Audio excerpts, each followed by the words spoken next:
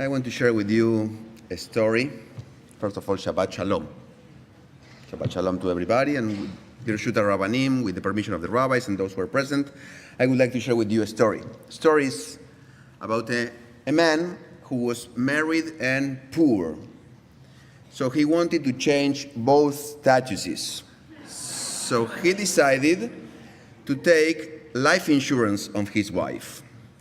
Once he got the insurance, he connected with the hitman. The hitman's name was Arthur, but everybody called him RT. RT tells him the job to kill his wife would cost him $5,000. The poor man said, I am poor. I will pay you when I get the money from the insurance. I have no money. No, says RT. I need some commitment. I need some upfront money. So the poor guy opens his wallet and says, see, I only have $1.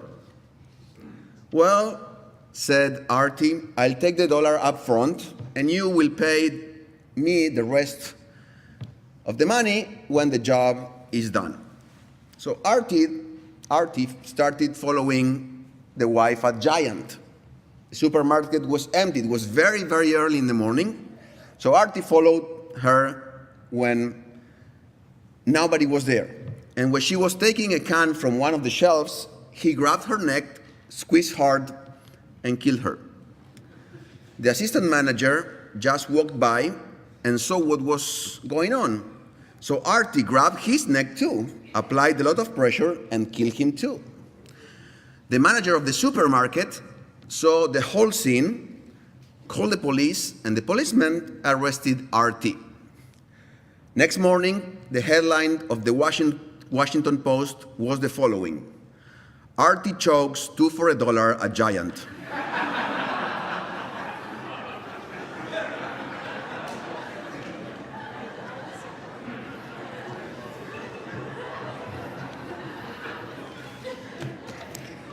Well, I'm glad you laughed because I was so concerned. Anyway, so it's all about headlines. When we read the newspaper, we look first at the headlines and then maybe we will read the rest of the article. And sometimes headlines are not completely accurate. We are very, very often misguided by headlines. So let's try to do a short exercise together. What would have been the headline for today's Torah reading? Maybe the Jewish people started to read the 4th book of the Torah. Yes? Well, that will not sell a lot of newspapers. 2 million people ready to conquer the land of Israel. That's a little bit better, yes? And what about the Jewish army is ready for attack? I like that. See? How can we misguide the readers? And we, readers, may not read the rest of the article, in this case, may not read the rest of the parsha, and may return home saying, the Torah says World War III is about to start. God forbid. So, I want to build my sermon today based on the biggest headline, the name of the book we started reading today. That is Bamidbar. Bamidbar, translated in English as Numbers. But wait a second. Bamidbar means in the desert. So Numbers is because of the content of the book. Lots of numbers, censuses. Yes. If Rabbi Harris doesn't know that word, I cannot know it either. So a lot of census. Okay, so a lot of names, but no reference about the desert. What is the desert? What does the desert represent? First, the first image that may come to our minds is a place of wilderness. There's nothing in the desert. Yes? Am I right? It's not that simple. Our sages taught that if a person crosses the desert, he or she needs to bring not only a korban todah, an offering of thanks to God for not being harmed in a dangerous place, but also that person needs to bless a blessing, Ose Maaseh Bereshit, acknowledging the beauty of what God had created. So behind the headline of Bamidbar, there is beauty. Not only that, great miracles happen in the desert. For 40 years, we received the manna. For 40 years, we ate from something that came down from Shamayim, from heaven. For 40 years, we had the Ananei Kavod, the clouds that covered and protected the Israelites. All that happened in the desert. So, behind the headline of Bamidbar, there are miracles. In the desert, we took out from our bodies and our souls the Egyptianness, if that's a type of word that we can use, all the Egyptianness we had. In the Midbar, in the desert, we learned to be free people.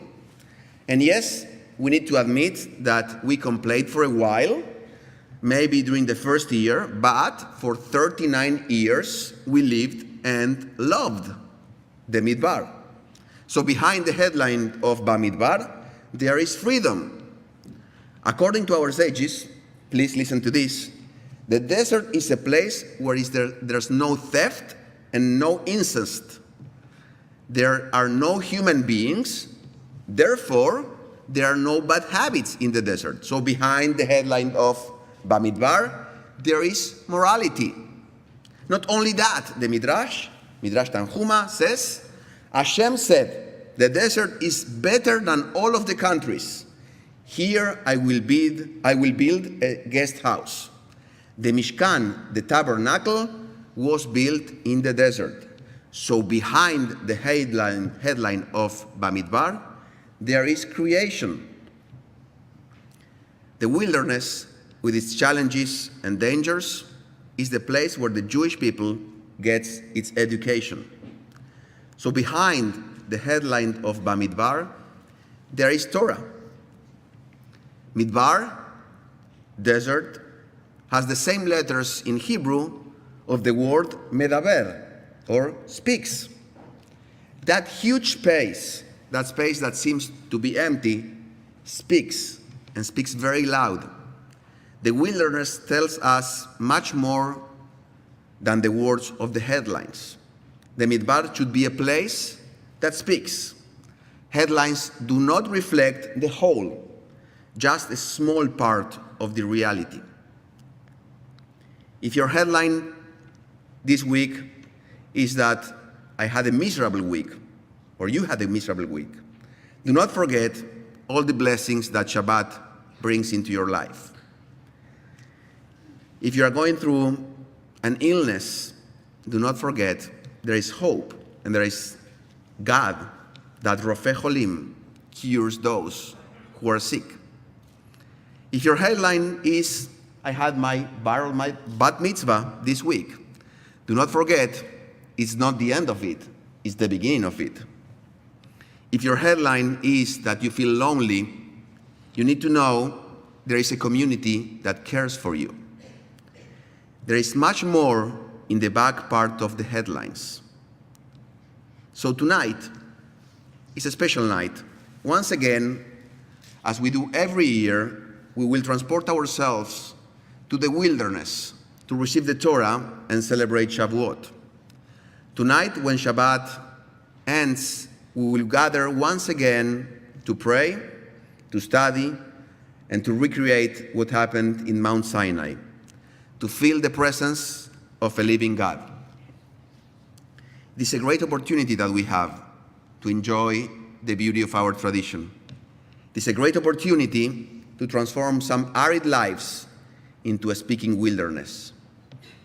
It is a great opportunity to see what we can find behind the headlines. Because, as you know, the Torah is much more than headlines. Shabbat Shalom u'mevorach.